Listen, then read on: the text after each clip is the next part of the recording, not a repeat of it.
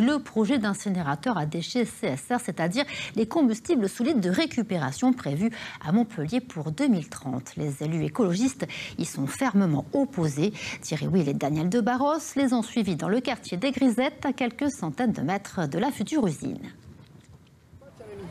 Affichage, choc et distribution de tracts. Les écologistes de Montpellier à la rencontre des habitants et des nombreux usagers du quartier des Grisettes. Une campagne qui se veut d'information sur le sujet très sensible de l'incinération des déchets. Il y aura toujours des gens qui diront non, pas chez nous.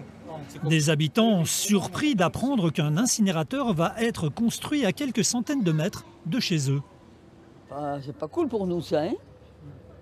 Je ne savais pas, je le trouve aujourd'hui. Oui, je l'apprends maintenant.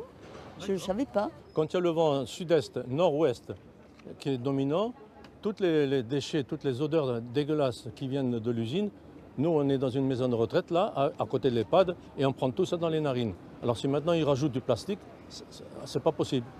Ils veulent nous tuer ou quoi? En cause, le CSR, une centrale qui doit fournir de l'énergie en brûlant des déchets. Un projet qui doit s'implanter ici, sur le site de l'usine de méthanisation Améthyste. Il n'y a rien de plus sale comme énergie que de brûler des déchets. Parce que ce qu'on brûle, c'est ce qui donne de la chaleur et donc c'est des plastiques à 75%. Donc brûler des plastiques en plus en ville, c'est totalement irresponsable. Irresponsable.